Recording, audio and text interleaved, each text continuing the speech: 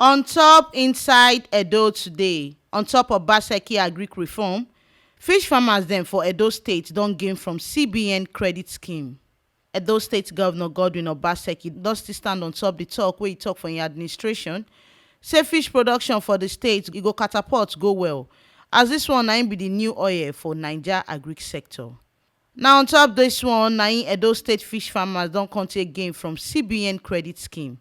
Na Commissioner for Agriculture and Natural Resources Honourable Richard Edebiri na im come represent Governor Godwin Obaseki for the Edo State Fisheries Stakeholders Meeting, the one wey shele for Benin City, Edo State. Obaseki tok say im administration don dey work well with join body of Central Bank of Nigeria Accelerated Credit Scheme (CACS).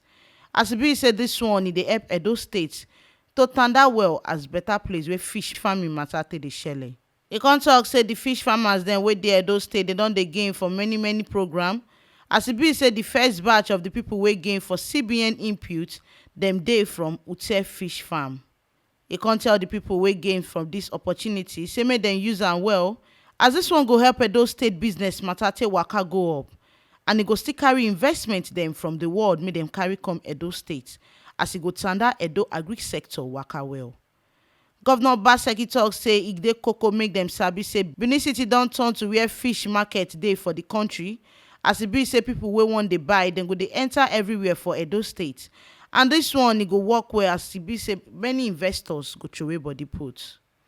Obaseki tok say the stakeholder meeting wey dem do na to see say dem gather bring everybody wey sabi the work well for the industry for wetin oyinbo dey call round table, where dem go begin dey talk on top wetin go carry the deve waka far for fish production for the country and for the state. Director Ministry of Fisheries Friday Eyimare e tok say state government don throway body put for fish farming program, and this one na im be the business wey be say e dey grow well for agric sector for the country. CBN representative wey be Agada Omonu e tok say federal government don dey through CBN dey do ogbonge work, as e be say dem dey chook eye for where oil no dey, wey be say e go carry economy matter tanda well, and dem do this one with CBN for their Anchors Borrowers Program (ABP), as this one go help money matter make e work well for the farmers dem. E come tok say government go continue to dey help the people wey dey agric sector, as e be say this one go help tanda better work as work go brekete put for the country. Na here we see the informate reach on top inside Edo today. As e be say unto Obaseki agric reform, Edo fish farmers dem dey don gain well from CBN credit scheme.